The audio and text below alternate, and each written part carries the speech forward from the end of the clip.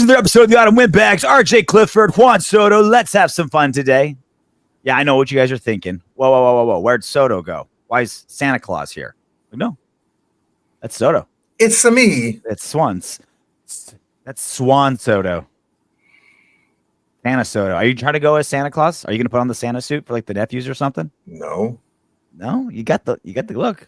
You got the beard. Yeah, the mustache is growing sideways a little bit. I'm looking like the Wario from freaking Mario.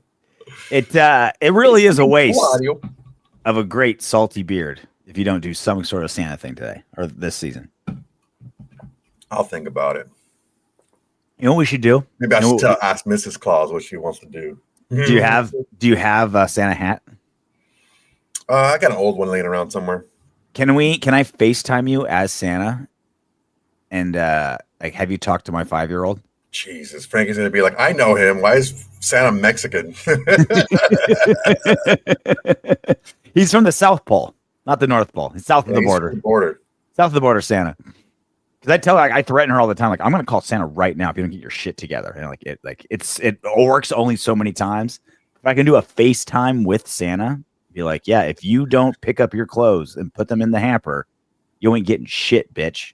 I have a holiday sweat hoodie that has it looks like a Christmas tree, and it has a bunch of cats with Santa hats on it. That might be enough.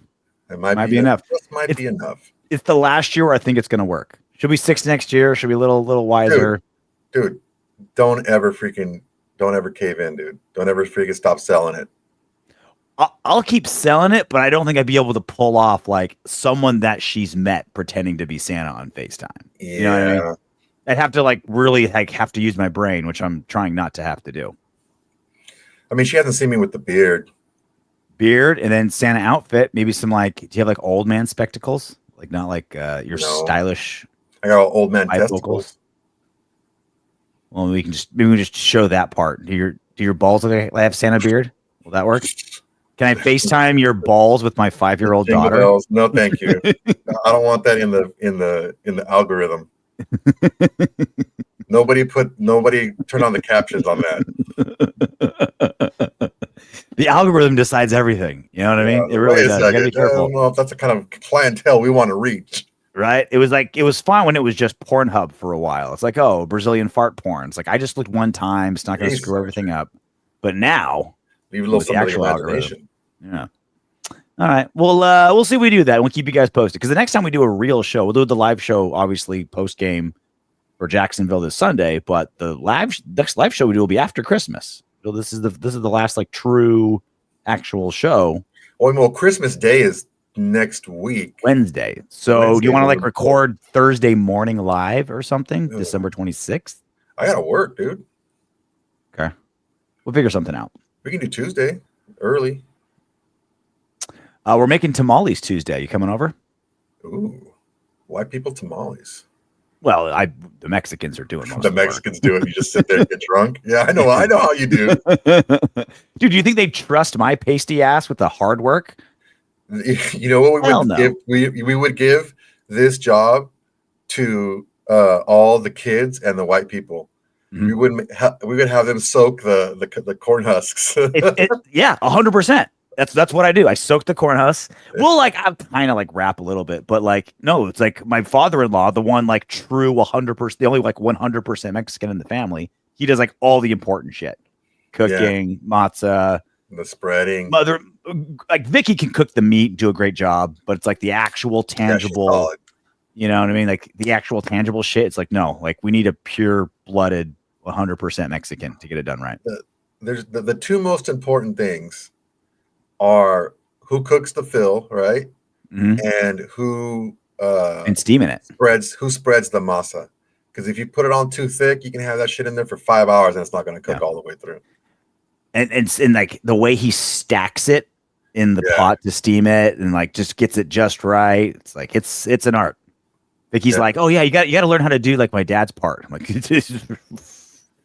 hey man, I learned how to do it. I was a little kid soaking husks, and then every year I moved up. I remember when I took my my ex-wife over for all the holidays the first time. She's like, "Why do you get to do that?" I'm like, "Look, homie, I started where you're at right now. I worked my way up to being the kind of like a quality control, like wrapper folder, put the wax paper on it. Like I already graduated. I already did the Tamale Industrial Complex is like the Raiders organization. You can literally start as the janitor and become team president one day. Well, that's the only way you learn, because you don't graduate from the husks if you keep giving us stiff husks. Mm-hmm. Like, you got to be able to know what you're doing. Stiff husk is how my daughter came around, ironically enough. That was your nickname in college. A nice stiff husk.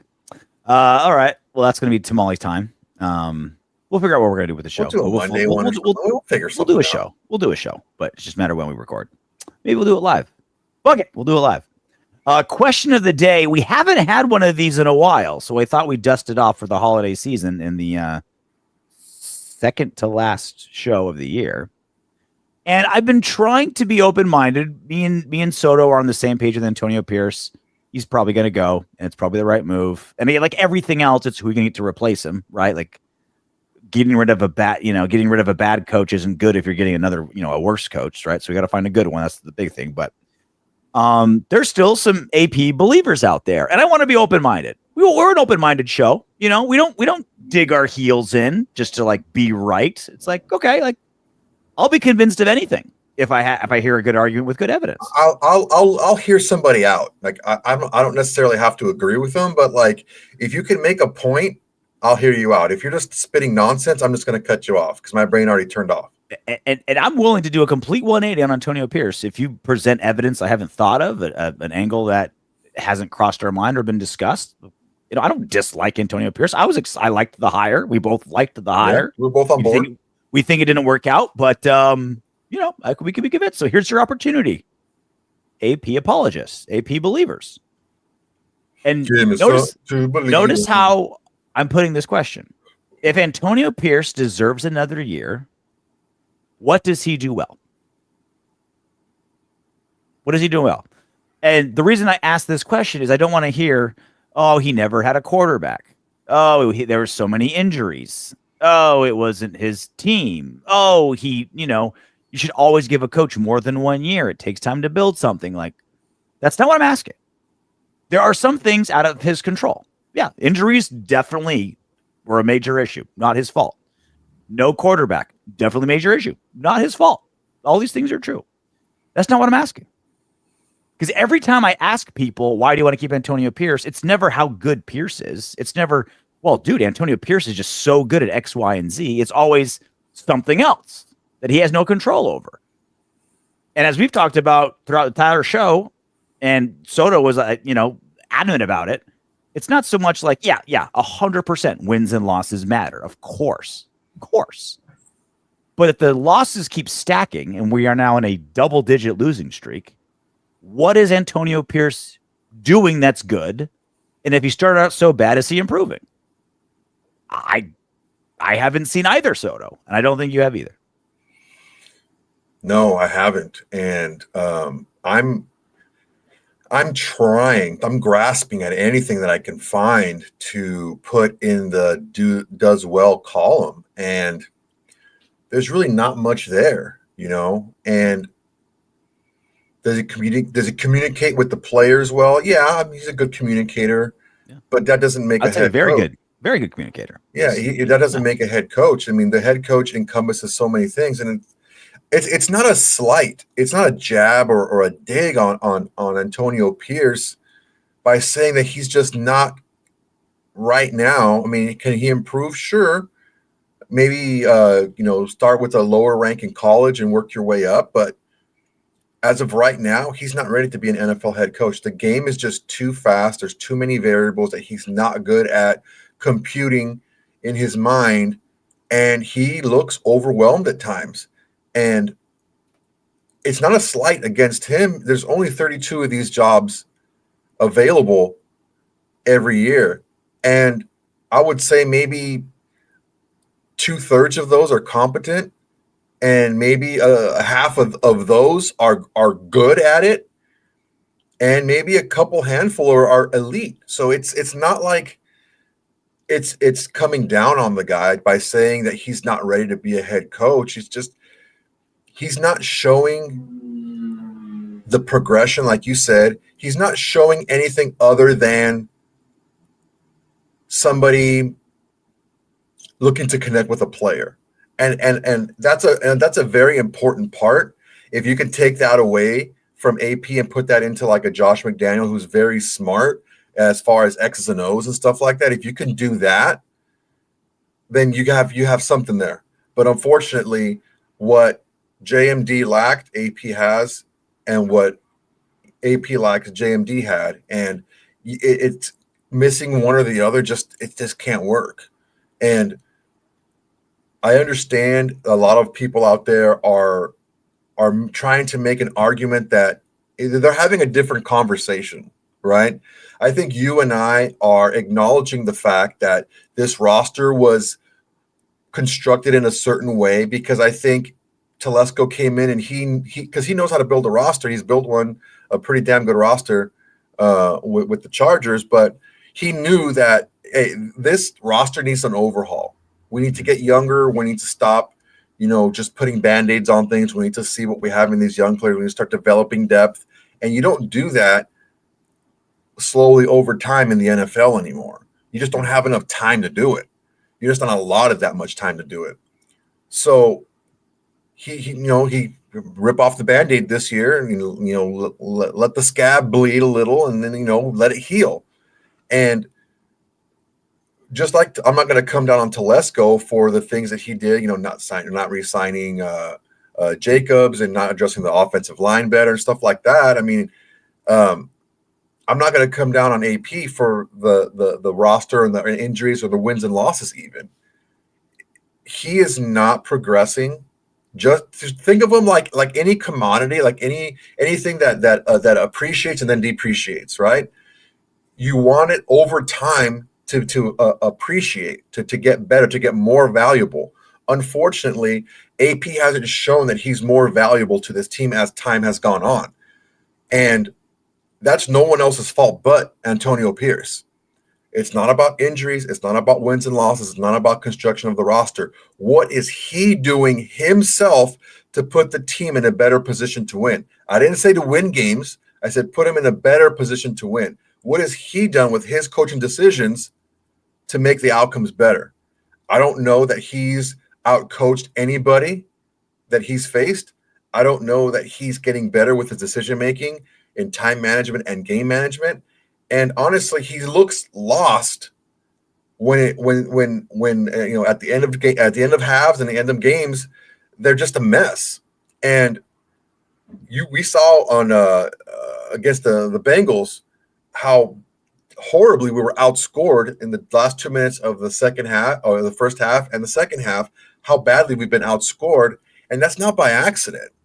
It's time and clock management and just game management. And it's just, he's just not progressing. And I think a lot of people who are coming down on people like you and I, who have more of an objective view on this, are focusing solely on wins and losses, when we're saying it's not about wins and losses with him.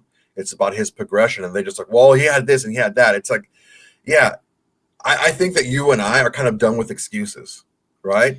And this is the question. I don't care. Not what terrible things have happened to him. It's what is he doing? What is he doing that's so great? And like I really am. I don't mean to go on so long about this, but it is a very important distinction to make, because I think people are so triggered by AP and his job that as soon as they hear it, they automatically say, "Oh well," they start making the excuses. We're stripping those excuses away. We understand the roster is bad. We understand that it was a reset year. We understand that the team has been just decimated by injury. We get all that. We understand that the coaching hires maybe weren't the best. We get that. What is he doing in game to show you he's improving and can improve in year two? It's not a light switch. He's not just going to get it because it's the 2025 season. You have to see progression in order to say, okay, I can project going forward that as he studies his own tape, his own decisions, his own timelines, his own clock and time and game management, he's going to get better. He hasn't been getting better. think about what he's been asked to do, right? Like, he's not an offensive guru or a defensive guru. Like most NFL coaches are like, I ran this great offense. I'm going to install my great offense and then also be a head coach or vice versa in the defense, right? He's neither. He's a CEO type coach, which is fine. There's some very good CEO type coaches out there. It's a recipe that can be successful. But you've already eliminated two huge jobs, two big reasons for why you should be a head coach, right? So now you've lived. Antonio Pierce has already taken like, all right, for all the things a head coach should do, you're already down to this, right? You've already cut what you can offer down. So not only is he not doing it well, but he has to be crushing this little part that he contributes because he's not contributing this great offense or great defense, right? So he's already limited what he can deliver. And then there's not one element of it that he is. As a CEO type coach, like his coaching staff that he's put together, he doesn't get credit for Patrick Graham, who was already there, but his offensive coordinator was canned halfway through the season. Wasn't a good pick. The staff that he's put together, not treating him well. His as you talked about for like 10 minutes, his in-game strategy is atrocious, right? Your game management, like that's one of the most important things to have as a CEO coach. The way you handle the entire operation. Like there's not, and even like the nitty-gritty stuff, you know, like even the stuff like if I said to you, oh man, Antonio Pierce, even if he was, let's say for instance, let's say he was a really good in-game strategist, he'd probably still get fired. Think about that. Like he can't put together a good staff, not an offensive coordinator, not a defensive coordinator, the worst turnover margin in the NFL, penalties slightly better than NFL average, but not this amazing one that he had before. I mean, even if his biggest weakness was a strength, he'd probably still get canned. That's how little he's contributing to all the things you need to be contributing as a head coach. And as a head coach, that's a CEO type coach. There are some amazing offensive and defensive coaches out there that install amazing systems that fail as head coaches. Even with a contribution of an amazing one side of the ball, you just, can't get your shit together, right? It's like all the other parts of being a head coach were too tough. It's the age-old story of somebody who's amazing at their job, and because they're so amazing at the tasks of their job, they're promoted to management, and they're not a good manager. Like, yeah, like I'm the fucking best guy in the world at installing decks on houses. That doesn't mean I can run a crew. You know what I mean? Like to build a bridge, it takes a shit ton of amazing tradesmen, right? You need a great guy with concrete. You need a great guy with asphalt. You need a guy with rebar and all. But there's only a handful of guys that can overlook the entire operation and make sure it works. You can be the world's best concrete guy in the world. That doesn't mean you can oversee an entire bridge being built. AP isn't even a concrete guy. He's coming in as just the oversee guy, and he can't do it. He's not delivering a single positive thing. So, okay, great communicator with the team. Credit that. Not easy to do. Certainly a positive. That's it. Outside of that, unless you guys, again, in the comment section, let us know. What is he doing well that we're missing? Not, the injuries. Oh, he didn't have a quarterback. Oh, not in his control, and it's not the question we're asking. What does AP have control over that he does well?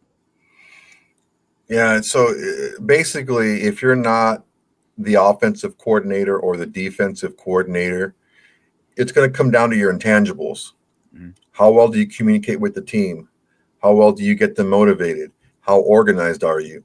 How comfortable do you make the team feel in your game planning and in your scheduling?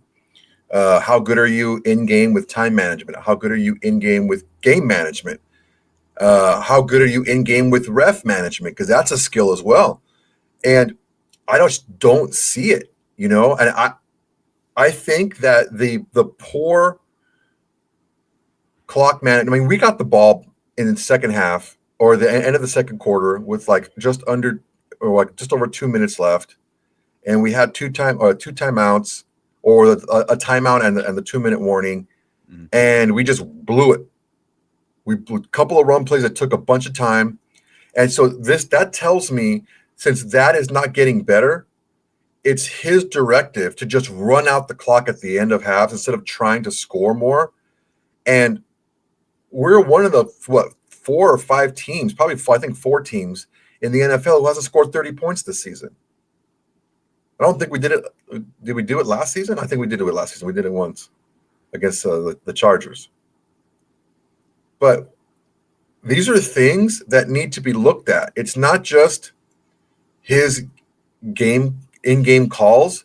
It's also just his overall view of how to run a football team and how the football team should attack another team. And he's basically just giving away possessions at the end of halves by just trying to sit on the ball. And there's been times where, he's been out-coached by the opposing head coach, and they've used their timeouts a little bit more wisely, and they've been able to get the ball back and kick field goals and stuff like that. I mean, it happened against the Bengals, where they're able to run a hurry up, maybe like 1 minute drill after we blew it by trying to run clock out, and we get points scored against us. So it's just it's a lot that goes into it, and unfortunately, AP doesn't have the nuance to be able to handle all that at the same time. Question of the day: if Antonio Pierce deserves another year, what does he do well? Let us know in the comments. If we're missing something, chime in. I'm all ears. And before you guys do it, just don't talk about the roster. Don't talk about the injuries. Don't talk about any of that stuff. Things that he can control. That's what we're looking at. He does shout out an awesome Raiders. He does do a great Raiders. That first one was awful. The very first one on his first presser? Oh, the locker room one? Dude, you can't do that. He's got a good one. He's mastered that. You ask him to improve on what is he improved on? His Raiders is pretty good. His Raider chant. Pretty damn good. All right. Well, speaking of, Antonio Pierce did his Tuesday Zoom presser, I guess. And he was asked about, pretty strategic how the beat writers asked him about, do you think you're getting fired this season or not? They put it poignantly. And here's how that went down. EP, in your discussions with Mark Davis, have you gotten a sense of where he stands as far as your status goes? Me and Mark Davis talk often, and the conversation's been the same as they always are. Very positive. Antonio, just going back to the positive, conversations with Mark Davis, do you feel like you'll be back next year? Do you feel like, you've made that case for yourself? I'm under contract. Hey, RJ, are you getting divorced? Well, no, I'm married. I got a wedding certificate, a marriage certificate. Yeah, I got a marriage certificate. So, yeah, bro, that's how you get fired. Is you have a contract and then they tear it up because you suck at your job. That's how what they say. What's the number one cause of divorce? Marriage. What's the number one cause of coaches getting fired? Coaches getting hired. That's how it goes down. I mean, in all fairness, it's kind of like, what do you expect AP to say, right? I mean, there's I don't know if a great way to answer that question, but I gotta what positive conversations are they having? Are they talking about the weather? Are they talking about great barbecue joints they found in Las Vegas? Are they talking about Mark Davis's side chicks? They're obviously not talking Raiders football if it's a positive conversation on a 10-game goddamn losing streak. It's not if you're having a positive conversation about the Raiders, how great the turf looks, how expensive ticket prices are, what's the positive conversation? So I think AP gives such short answers because the more he talks, the more he's going to kind of screw himself over. Mm. And there is no excuse. There is, he's tried to do that previous, and he just sounds worse. He just sounds like he doesn't know what he's doing, what he's talking about. When he was asked about the turnovers earlier this season, his answer was, how do you fix the turnovers? He's like, you got to protect the ball. Ball is the most important thing. Okay. That's why I'm asking you about the turnovers. But that was his answer. And, you know, we've been told, you know, by Adam Hill about how the Raiders run their press conferences. Like, you get a question and that's it. Move on. You don't get a follow-up, right? It's not New York. And he can give a BS answer like that and it can be fine. But it just shows when he gives that answer, to me, it tells me that he doesn't know how to change it. He doesn't know how to fix it. He doesn't know how to help it. And I think he's trying to just keep the damage to a minimum by just being very short and saying the least amount possible, because the more he tries to kind of give a more detailed response, the more hollow it's going to seem, because a lot of this stuff is his fault. Yeah, man. I mean, the turnover thing is just such a killer, dude. I mean, number one during his tenure last season and 32nd out of 32 teams this year. We literally have one fumble recovery, and that came 2 games ago. It took till week 14 to recover a fumble. Like, it can be pretty random, fumble recoveries. That's one of statistically, that's one of the things, like, every team and every coach practices it and trains it, but it's pretty random. Like, it's kind of dumb luck. But when it's that drastic, one, we're entering week 16, one fumble recovery, there's something to it. It's one thing, like, okay, we're last with like 4. It's like one. Like, that is atrocious. That is brutal. It's not a good look. We're going to go to that thing again. It's not a good look for your team when those intangibles are supposed to be what you're good at. Mm-hmm. It's just not. Again, he's a CEO head coach. It wasn't like there's a great offensive or defensive system that he can claim as his. You know, he isn't Shanahan and he isn't Reed. He isn't like, all right, maybe I'm not the greatest CEO coach, but shit, dude, I put together an offense that puts points on the board. It's like, okay, then we can forgive some things. It's like, you don't deliver any of that. So you better give us all the intangibles, because that's all you possibly could offer. And it's, look, I don't want it to seem like we're piling on. What we're doing is we're searching. We're trying to go through every intangible a head coach can bring, and we're discussing it. And nothing is coming up where it's bringing any substance to this team that you can see, where you can kind of grasp onto to move forward with it. There's just nothing there. And I hate to say it, because I don't like talking about people's jobs, but unfortunately, this is not a job that he's cut out for right now. Can that change? Sure, but he needs to start again at a lower level. And if he wants to be a head coach, he needs to go be a head coach at a lower level and work his way up and show that he can learn and he can be a better coach at doing things, because motivational tactics only work so far. You have to be able to, you know, I've already talked about it, but you have to be able to do those in-game decision-making things and strategies that the good ones can do. And I feel like I have to remind everybody every few months. And it's also not about did Antonio Pierce earn it or not?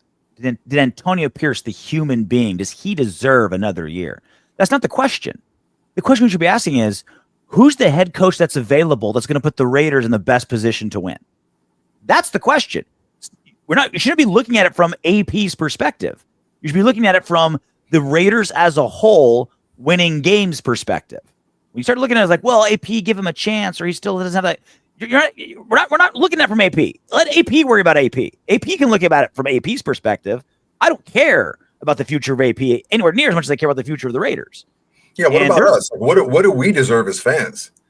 Do we deserve to have a top-notch coaching staff? Yeah. If it weren't for the importance of continuity, that should be a decision by every single one of the 32 NFL teams every single season. Is our coach is there a coach out there? Is the coach we have right now the best coach possible to make us win?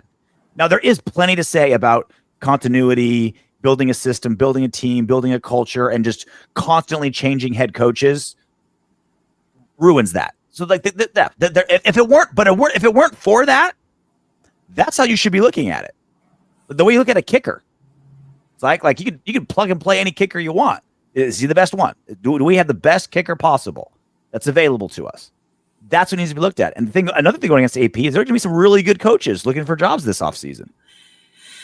And it's not a matter of like, well, AP's, oh man, we really did him dirty.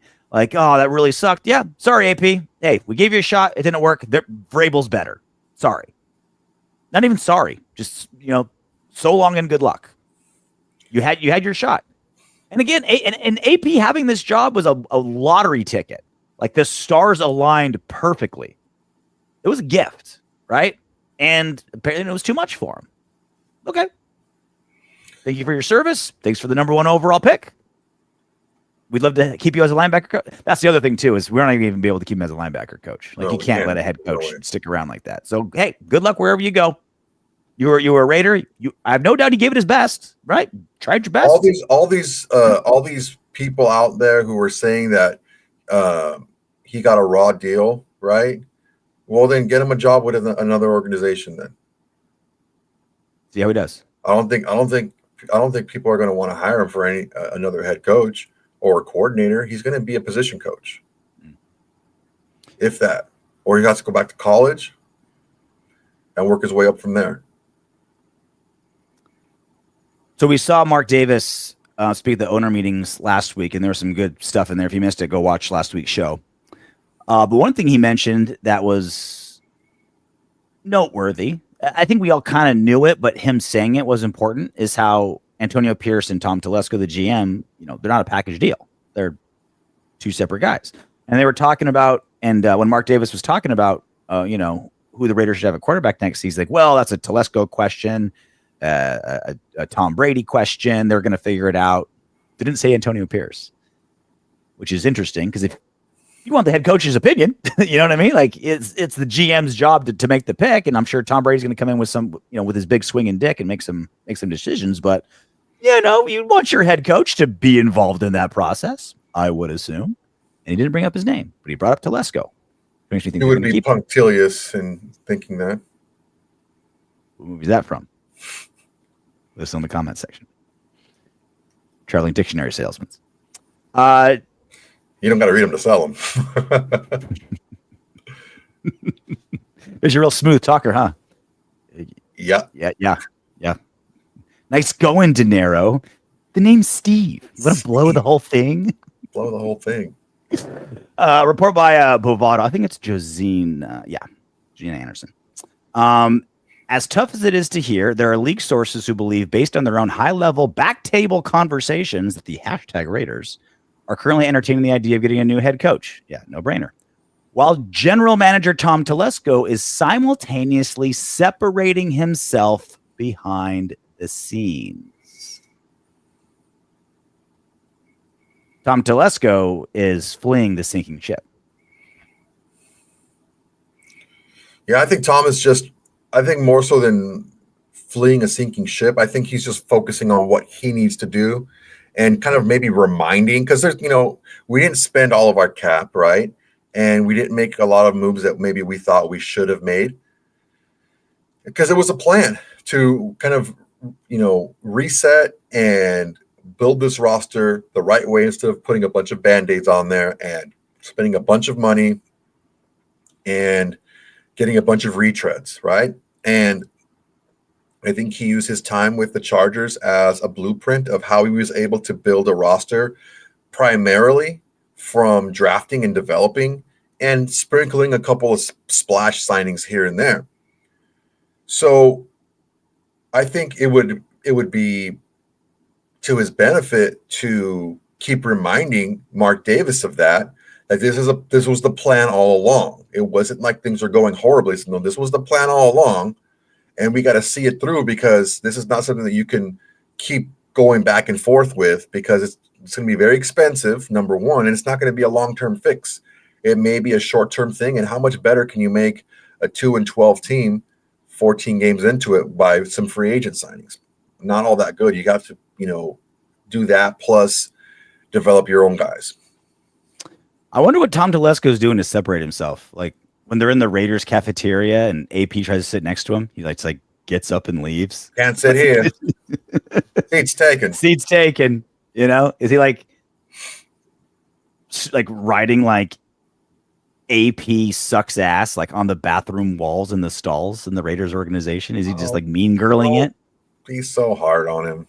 Well, that's what I'm wondering. Is like he's separating himself from the situation. I get that, right? You got to politic. In a high level, anything politicking happens. And you're just like, okay, guys, like I drafted really, really well. This coach is the problem. It's not me. The 2-12, like, what is it? Winning has many fathers, losing is alone, or whatever that phrase is. You know what I mean? Like when a team's 2-12, it's like someone needs to go. Like someone's head needs to get chopped off, and everyone's making sure it's not them, right? So I understand what Telesco's doing. I just wonder what he's doing. I wonder like what it is specifically that he's trying to separate himself. No one's letting AP sit with them at lunch, and Gardner Minshew's like, "You can sit here if you want," and he's like, "Damn it, they're getting rid of his ass too." That ain't helping me out any. The table of like going to be cut guys. It's like Gardner, AP, Scott Turner, Marvin Lewis. It's like, oh god, the island of misfit coaches and players. I hope we keep Telesco. I think this draft. I think he had a very, very good track record with the Chargers. You know, like all right, they had a bad year, and the J.C. Jackson signing was atrocious. It was obviously terrible. But he had a long career record. He had a long track record of building talent. Like again, it leaves bad taste in my mouth saying it, but the Chargers always had talent. They were always poorly coached, thank God, which is why they sucked. But there was always talent on that team for as long as Telesco was there. They had players. They really players like Denzel Perryman. Like we picked, like that was a player, dude. They just couldn't make it work for him. We grab him, he comes an All-Pro. You know what I mean? Like imagine how crazy that is. A retread from somewhere else came to our squad at linebacker and became All-Pro. For the longest time, linebackers to the Raiders was like a quarterback for the Bears. Like DK could not. They've never had a 4,000-yard passer in Chicago. Like it is the kiss of death, and that's how it was with the Raiders. John Gruden signings, you know, like we signed some expensive dudes, and none of them panned out. But we picked up a Charger, a Tom Telesco drafted Charger, and became All-Pro for us. And I think he's still killing it in Houston. No, he's back with the Chargers. He's back with the Chargers. Okay, so it's like. Had a great. I mean, he was great with Houston last season. You know. Yeah. So it's like, okay, like he knows how to find talent, man. And our first 4 draft picks are all starters right now. Yeah, rounds 1 through 4 starting right now for us. And like what the worst starter? Probably the corner, 4th rounder. But Glaze he's already like an average NFL starting tackle, right? Like he's. Yeah. You know, rookie on a bad offense, and you're already like your line, man. A solid tackle. Guards, right? They got to step up or step out because they got their freaking butts whipped, and it's not an anomaly. Okay, this Meredith, although he is better than Whitehair, he was just getting abused, and Parham just I don't know what it is. He just can't anchor. He just gets freaking thrown around too. Sophomore slumps hurting him. Oh God, that's just that's concerning. And I said after the post game show, watching Jackson Powers Johnson just maul people and throw them around and pancake guys and just drop guys to the ground. It makes the difference between him and the 2 guards. It makes it look even worse. JPJ has this that's happening to them. JPJ has this like insidious desire to roughhouse. It's great. It's so awesome. He kind of looks like a baby, you know. He got like a baby. He looks like a 330-pound toddler, and he roughhouses like one. It's great. It's so awesome. So glad he's a Raider. Great draft class. For sure. Fantastic draft class. Speaking of drafting, Deion Sanders went on Pac-Man Jones's show. Kind First off, do they film it at a strip club? Well, there's enough bright lights behind him that it could be. He's so entertaining as like a human being. He's an atrocious interviewer. It's like, oh, Pac-Man. Start sniffing stuff. Is that Apollo? No, that's Razor Ramon. Razor. So here's Deion Sanders talking to Pac-Man. Raiders slide up to get the number 1 pick. Do they have to slide? Well, they're number 2 right now. Okay, who's one right now? I think Giants are number 1. Giants, right? Giants are not going to give up that pick. They're not going to give up that pick. The Giants are not giving up that pick. Giants pick number 1. I know that number 1 pick. Shedeur is going to be the number 1 pick. If the Giants are the number 1 pick, who's the number 1 pick, Pop? Shedeur is going to be the number 1 pick. All right, so Raiders go number 2. Who's the number 2 pick?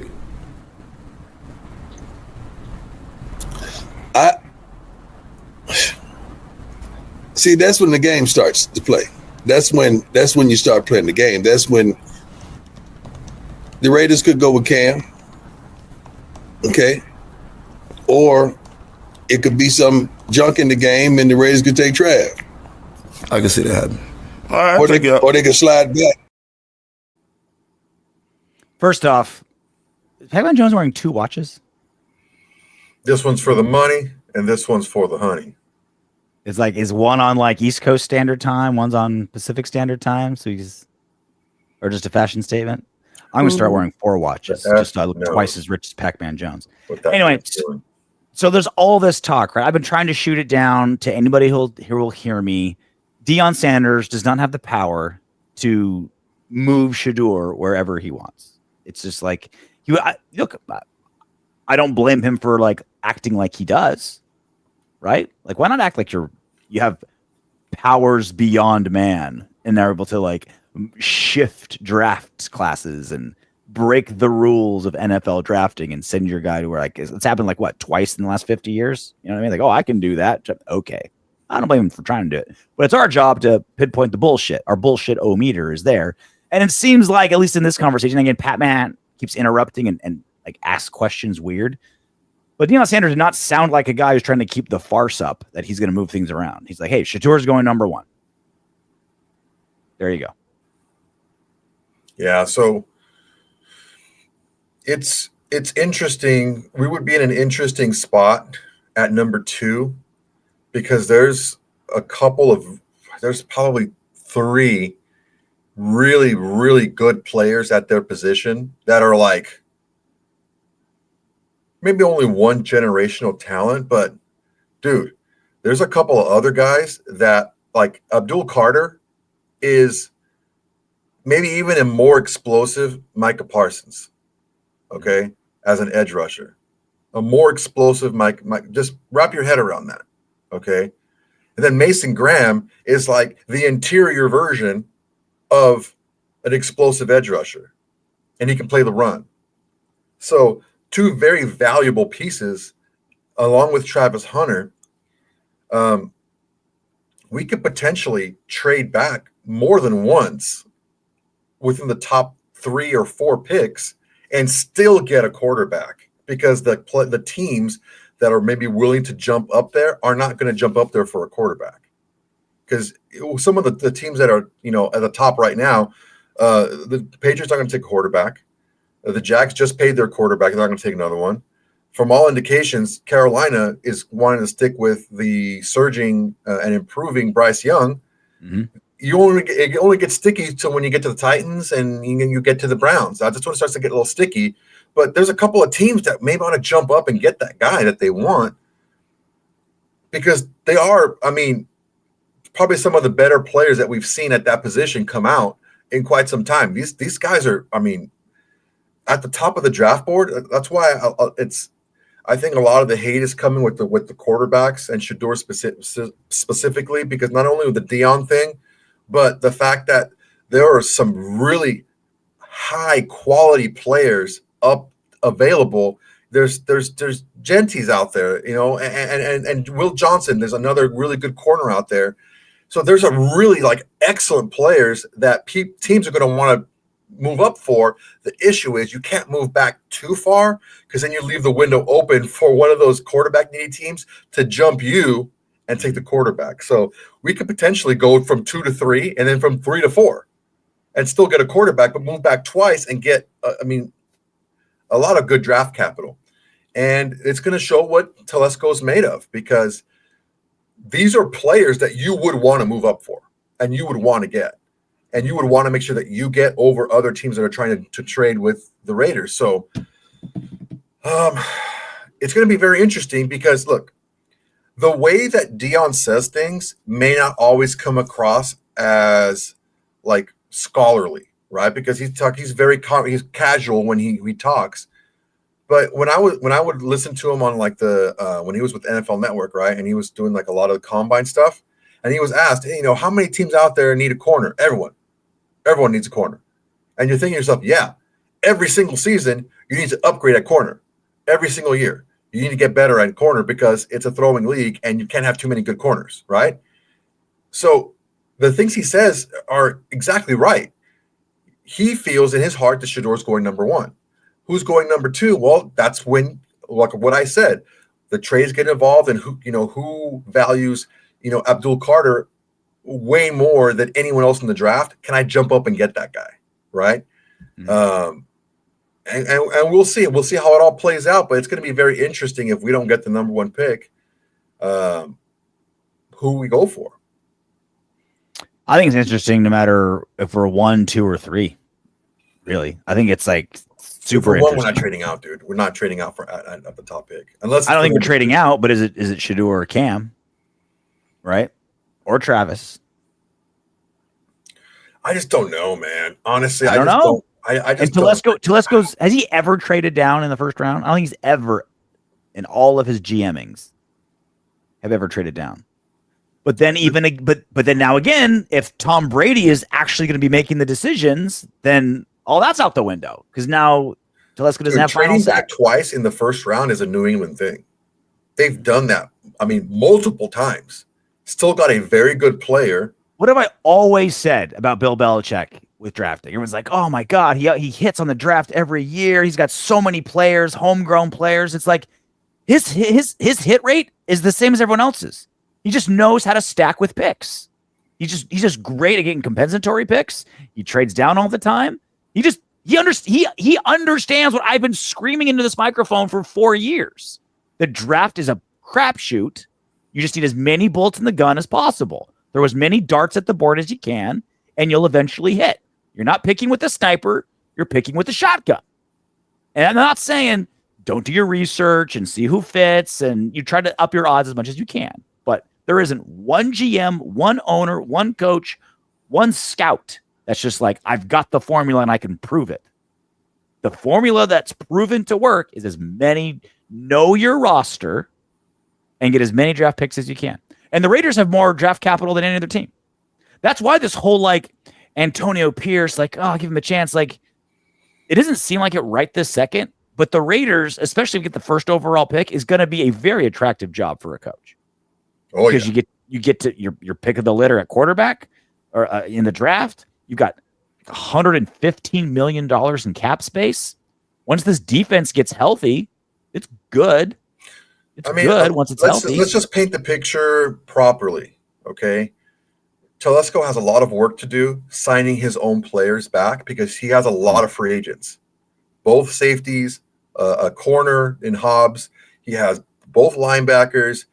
He has Malcolm Koons. Like just on that defensive side, he's got like maybe six starters he needs to re-sign if he wants to.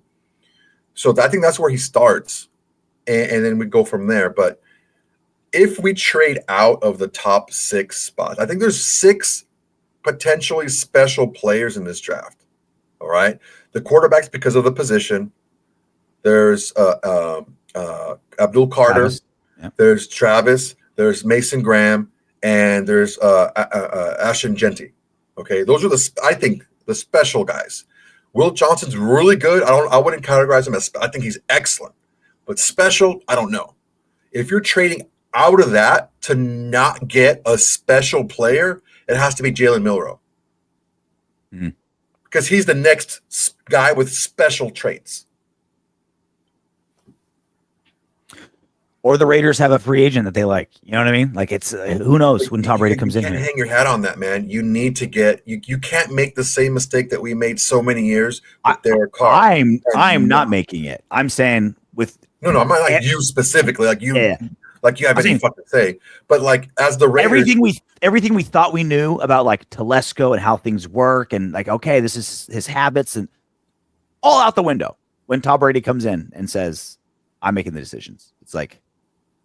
Yeah, you know what I'm saying? It's like like we think we know, we know, guys. You know, that's what I'm saying is they're not going to make the same mistake that we made in the past by not grooming quality quarterbacks under our starter.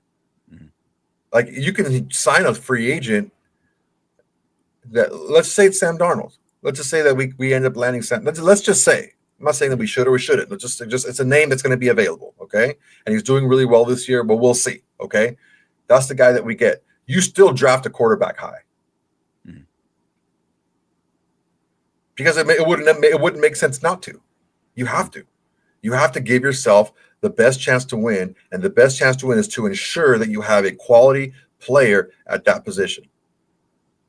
And that's what made how we handled this situation this year a little head scratching. But unfortunately, we can't go back and change it. But what we can do is learn from it and know, hey, nuts and bolts is fine, but you need special traits in these guys. And, coaching up is fine too. But, I mean, coaching up somebody that's already got some really high-end traits is going to be a lot easier. You're going to get a lot more return for that. So I still think that we draft a quarterback really high. High as far as first, second pick. We got the draft capital and the cap space to do both, and we should get a veteran, get a rookie. It's quarterback, got to have one. Well, our first round pick from last season is we got to do a verbal jerk off of Brock Bowers every show. He's just so goddamn good. No shocker here. He is number one in fan voting. Sorry for the very, very tiny font. He is number one in fan voting at tight end. No brainer right there. That's Brock Bowers. Your magnifying glass out down there, right? Dick either. He really needs. I mean, I really want him to get offensive rookie of the year. He's going to be an all-pro, dude. He's going to be an all-pro. He's going to be all-pro. But there's, but offensive rookie of the year is so much more because it's basically a quarterback position. It's basically like he would be the first tight end ever to an offensive rookie of the year. Like that's what I want. I don't want he's going to be all pro. Done deal. I want him to break Mike Ditka's catching record. I want to be offensive rookie of the year. I want him I want every possible accolade you can give this dude because doing what he's doing with the shit offensive coordinators, the 3 shitty passers, the fact that there's no other weapons really to worry about on the offense, and he's still putting up all-pro numbers on a team with 2 wins. Like, let's salvage something out of this. Let's give the flowers to the dude for what he's accomplishing this season. It's not like he's a super fast, big receiver on the outside that you can just, throw the ball to every single time, right? Like a 50-50 ball guy type of guy, right? He's not like a Mike Evans or something like that you can just force feed like that and just give him numbers by just sheer volume, just throwing them to him a bunch of times. His catch percentage is like one of the best in the league. So he doesn't have to be targeted like a high volume receiver to get the stats that he's getting. He's, making the most out of the opportunities that he's getting. And he's doing it everywhere on the field. He's not just getting in one-on-one matchups and, on the outside where he can, use leverage to his advantage. He's doing it all over the field, man. That's very, very impressive. Also getting votes, 3 other players. Daniel Carlson's still making the top 10. He's number 9 in voting. Robert Spillane at 5. I would love for him to get into the Pro Bowl. And then Maxx Crosby 4, even with kind of an off year, and now he's injured. That's just the fan voting. AJ Cole, not even in the top 10. Fan voting. Kind of a shocker. Anyone else that you think any of those guys are high and or do you think won't get in, might get in, or anyone else on the team you thought would be at least top 10 in fan voting? No, not at all. Last article before we get to What Up Windbags, kind of a weird one. Henry Ruggs was, as we all know, in jail for getting drunk and killing that poor girl. And her dog. Can't forget Fido. So he was moved from the facility he was at to another one. And that's a big deal because he went to this place is called Nevada Department of Corrections Casa Grande Transitional Housing. That's a mouthful. Why is that important? Well, because this is the facility where non-violent offenders go when they're getting prepared for parole. So it's like kind of a nicer facility. It's a little less, less secure because it's guys that are like they've served a chunk of their sentence, and now you start the transitioning period of, finding housing, figuring out, when you're going to leave, that kind of stuff. Believe it or not, he's about 20 months away from parole eligibility. He's like less than 2 years from getting out of jail for what he, for what he did. And I'm rooting for the guy because it's one, like, look, he clearly made an atrocious mistake, and there's something that can never be taken away. I think there's a difference between a young kid making a terrible decision and a bad person doing bad things. There's a difference there. So it's one of those things where it's like, hoping this whole process he can somehow get on his feet for what he did. Yeah, it's very difficult for me because I struggle with this a lot about how I feel, because I want to be more compassionate, and I want, like you said, he's a young guy that made a mistake, but it wasn't like this was the first time he's been known to drive that fast and that reckless. Mm-hmm. This was a known thing that even his rookie year, he was kind of talked to by the team for driving recklessly like that. Yeah. And I struggle with it. And I do believe in redemption, and I do believe in paying your debt to society, right? And I do believe in giving people second chances. I don't believe in cancel culture. I don't believe in any of that stuff. But also, I'm not so quickly to just kind of sweep under the rug that it was a one-time thing, because it wasn't. Yeah. Rory shared with us a Nick Saban speech to his team, and it was him talking about Ruggs after the fact to his team, and he's telling them, guys, this is how important leadership is. A real leader, a real teammate, a real person who cares about the guys on your left and on your right on a team. Imagine if there was somebody at that party and took Henry's keys away from him, wouldn't let him drive that day. A good kid would still have a career. That woman would still be alive. The dog would still be alive. And it was very moving. Really, really good coaches know how to turn anything into a teachable moment. And it was pretty profound, for anything like football coach Nick Saban. It's just win, win, win, win, win. The really, really good coaches, that truly love the coaching. There's coaches that just love winning, and there's coaches that love coaching. And you can tell Saban's both, right? Saban just loves coaching. He's like, damn, man, that was that was an opportunity to at least touch one heart in that room to maybe be a little bit better of a teammate, a little bit better of a leader, and try to, by the grace of God, try to find some sliver of positivity out of all this, right? Out of a terrible tragedy we think nobody wins, nothing good can come of it. Let's scratch and claw and try to find something positive out of that. And something positive is, I'm not going to let buddies drive off anymore, like maybe I used to in the past. Yeah, I mean, I didn't take it so much as that. If you look at it from that perspective, yeah.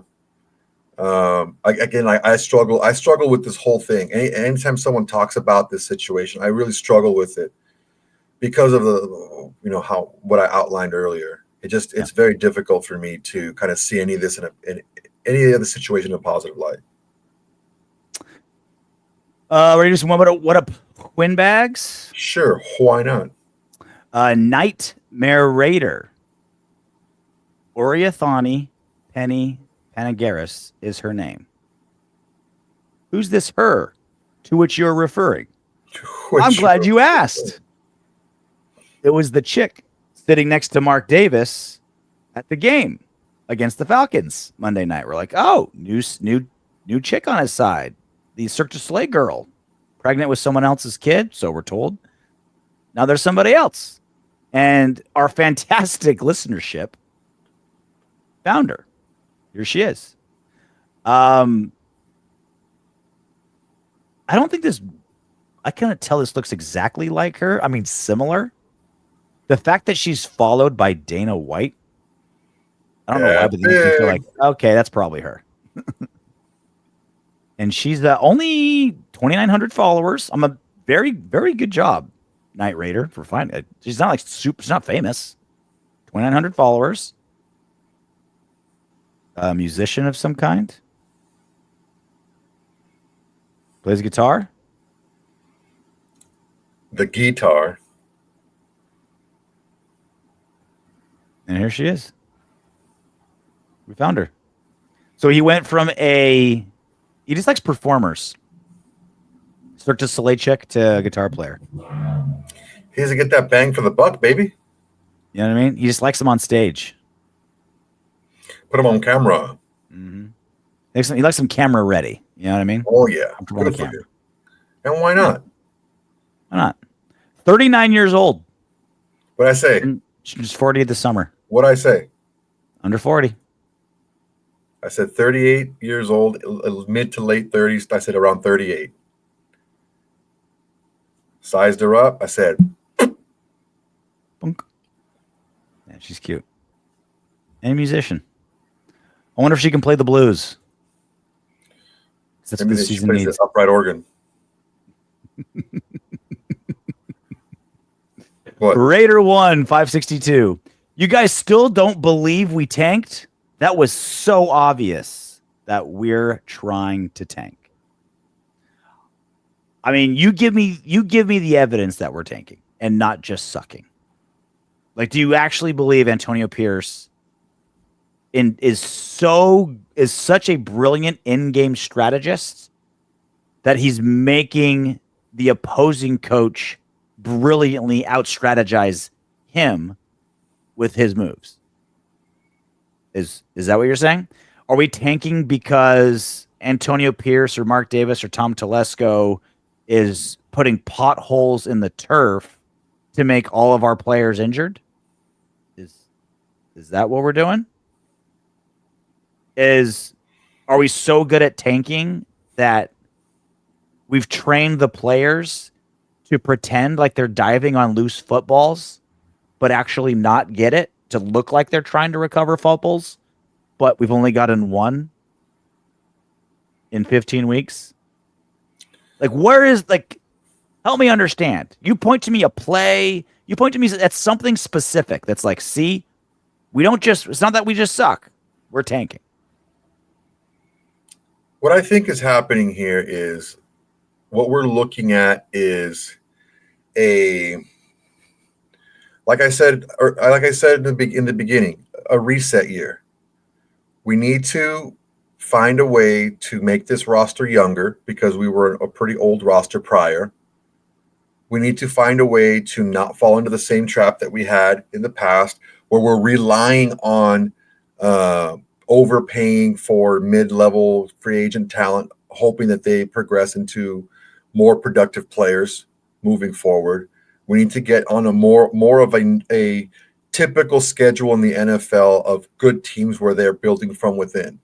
The problem is you're going to have gaps like this if you start doing that, because you're not giving that huge influx of free agents to fill those gaps between the starters and the backups, right?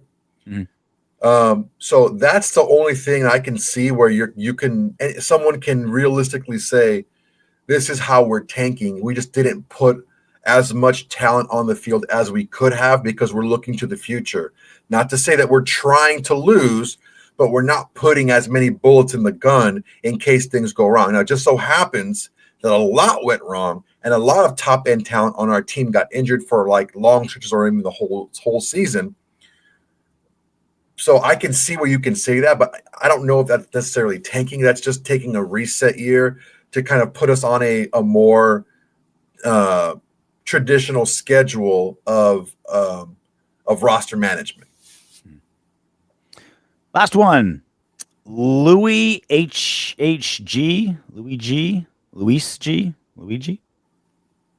Well, would you look at that? Mr. Wonderful42 at RJ Clifford MMA. Thanks for all you do for the fans. Your top podcast, Spotify, number one, the Autumn Windbags. In your face, George Perez stories. That's pretty funny. He's pretty funny. No, guys. Thank you. We've been doing this, what now, Soto? Going on 4 years? We're going into 4 years. This is the fourth year.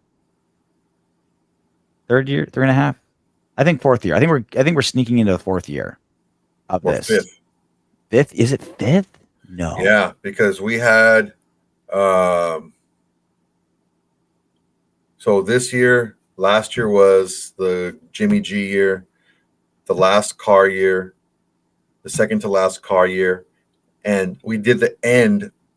Our first podcast was a live show following no, it wasn't live. It was a recorded show, but it was following the Ruggs versus Jets Hail Mary kind of last second pass. So that was the end of 4 years plus. Got it. 4 seasons plus, excuse me. So yeah, we're going on year 5.